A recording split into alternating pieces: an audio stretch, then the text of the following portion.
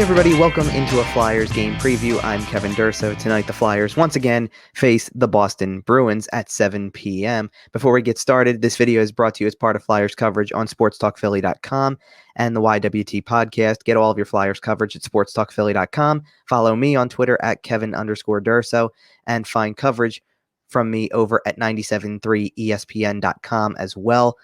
And be sure to listen and subscribe to the YWT podcast.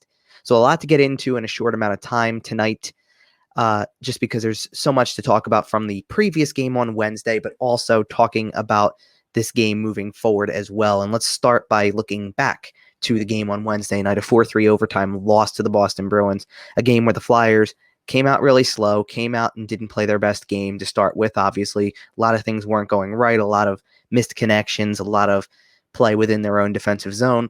They got better as the game went on. Yes, they gave up that first goal of the game 12 seconds into David Pastrnak and then moved on from there, though. Seemed like they were letting the game come to them as everything was going on and did a really nice job, all things considered, of getting back into a place where they could be in position to win the game. They were in the game. That's another key part of this, no question about it. And, to me, that's a big part of what's happened with the Flyers throughout this season. It's that they're in pretty much every game they've been in so far. The two regulation losses they have were both bad and pretty much that way from start to finish. But these other games, they've been in every single one of them. Yes, everything hasn't been perfect. Yes, there's room for a lot of improvement, but they're there. Nonetheless, what happened in the last 8 minutes of regulation and into the overtime is unacceptable. You can't take penalties. You can't deal with this team in that way. You can't play the Boston Bruins and not expect their power play to be lethal and not expect the perfection line to constantly strike. When you give David Pastrnak, Patrice Bergeron, Brad Marchand all these chances, you're going to get burned. And believe me, like if I don't know if anybody else is out there that's like this, but are you getting tired of playing this team? Because I kind of am at this point. And this is kind of what the structure of the schedule is like and what's gone into this from the start, basically, is that you're going to play these teams a lot. And if you don't have success against one team, you're going to get tired of seeing them pretty quickly. And the Flyers have played 3 games against the Bruins. They've taken 2 of them to overtime. Give them credit for that for sure. But they've had opportunities to win the other 2 games that have gone to overtime or eventually a shootout, and they've lost one game badly. So there really is no room for sorrow and sympathy and trying to wallow in the previous loss. You got to go out and be better, and the Flyers need to go out and be better in this game in particular because it's going to really say a lot about where this team is at. And, I really take these 4 games that they've played, Wednesdays, tonight's against Boston, and the 2 coming up against Washington, as a measuring stick. And I said that before, and it seemed like, the Flyers were there. They were in a position to potentially win a game against Boston in regulation.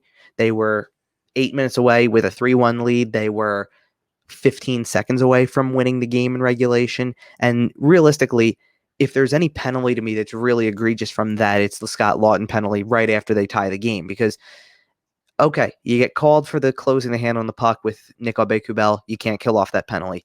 Kevin Hayes takes a penalty. Maybe it's questionable because of the timing, not necessarily the infraction, but the timing. And they score on that too. You're as good as the next shift you put out there. And the next shift should have just been about getting through 15 seconds, just 15 seconds to get yourself into overtime where you've been successful and see if that can't turn into something where you still come away with the win and it's not as bad. Yes, you would have liked to have done it in regulation, but at least you get the win for being in that position. And you took yourself right out of the game by taking another penalty within 7 seconds. So you can't do things like that, and you have to be better across the board. And that's where, that's the biggest area where I want to see improvement, is to see them be better pretty much from the onset of the game, but also to be more disciplined and to find a way to slow down that top line, because Boston, once again, playing a game where the top line is dictating just about everything.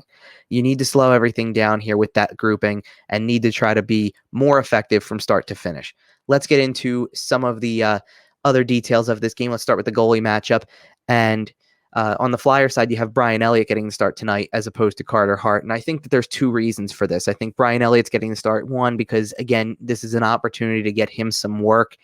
And not only that, but I think that you're doing 2 things for Carter Hart here. Number one, you're giving him a chance to get a night off against a team that has beat him 3 times already this season. Maybe twice he's deserved a little bit of a better fate based on the way the game has gone or the way he's played over the early stretches of the game. It doesn't matter. Losses are still losses, especially to a goaltender. So, considering how frustrating the second game of that series was after they lost in a shootout, you just need him to maybe have a night off to begin with. And there was word that he left the practice today a little early, and Alex Lyon was there and had to fill in. So something to monitor. Obviously, if he's available to back up in this game, then all should be fine, but it'll be something to keep an eye on. But nonetheless, the other reason that you do keep Carter Hart off the ice tonight potentially has nothing to do with that situation in warmups or in the morning skate. It's probably also because of the fact that your next game after this is a 12 o'clock start on a Sunday afternoon against the Washington Capitals. And that's a potential quick turnaround here. So if you don't want him to be worked too heavily and you want him to get a night off, this is a great opportunity for him to be off of the ice, take a night on the bench, and be able to come back for that Sunday game ready to go. So I think that that's more of what they're trying to do. They're setting themselves up for Sunday with Carter Hart. And Brian Elliott's been really good for you this year, and you're hoping he can be good again. On the other side, I don't think Tuukka Rask has played his best against the Flyers. You look at the 2 games he started, he's allowed 4 goals in the first one, 3 in Wednesday's game. He's had his moments, certainly, where he looks as good as always, but he also has been beatable this year, even though the record states otherwise. 4-1-1 is a very successful record, but he's got higher numbers than we're used to seeing, a lower save percentage than we're used to seeing from him. It doesn't mean that he's not capable of turning it around just like that, but it's an interesting choice for Boston to go this way because they've got a couple of games coming up that were postponed, and I kind of thought that Yaroslav Halak would kind of fill in there because they thought that he might get a couple of the starts down the road, but with those games off the table, maybe that would open the door for him to play here instead of having Tuukka Rask going back-to-back games, but they like the chances that Rask gives them in Philly, and you can't deny his success in this city and against this team. So I certainly understand why they're going in that direction. So Tuukka Rask back in between the pipes for the Boston Bruins. Let's go to the players to watch in this game. For the Flyers, I'm choosing Ivan Provorov, and mainly that's because I thought that, Ivan Provorov's game was okay. I would say in that first game it wasn't completely successful, but nonetheless, it wasn't everything that's advertised from him. And he really especially struggled early on in that game.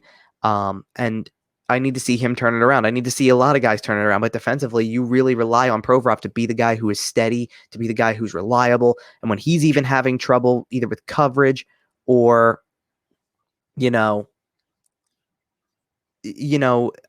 looking for an opportunity to be better and to be more improved and to get back to the things that he does the best, I think that this is a game where he really needs to do it, and he's going to get a lot of ice time against the top guys. So that's where I stand with that, and I think that he knows he's better too. So I expect a bigger game out of him.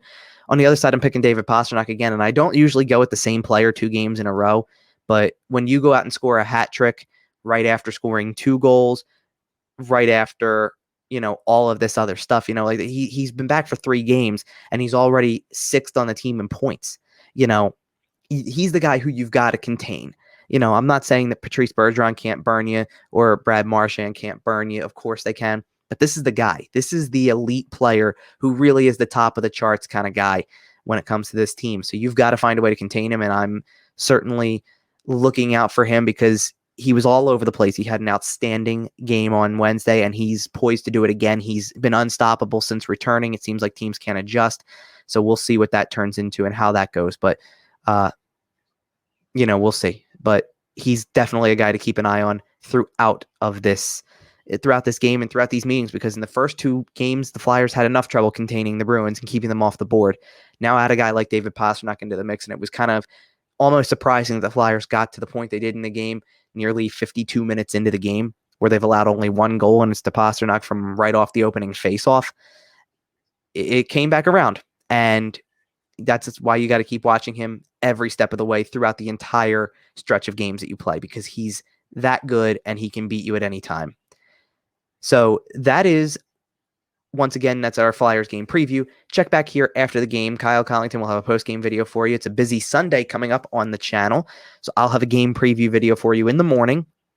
ahead of the game against the Capitals. Kyle will have a recap immediately after the game. And right after that, we'll be recording our next episode of the YWT podcast as well. So stay tuned for all of that. Until then, you can catch up with the most recent episode of the YWT podcast. Be sure to subscribe to the YWT podcast on YouTube to be notified of all of our game previews and recaps. Be sure to follow along. During tonight's game, I have coverage over on my Twitter at Kevin_Durso. Game updates over at Flyer_Delphia on Twitter. You can also check out my game preview before the game and post-game recap and 5 takeaways over at sportstalkphilly.com and 97.3 ESPN.com after the game. So with that, enjoy the game. We'll see you next time on the next Flyers game preview.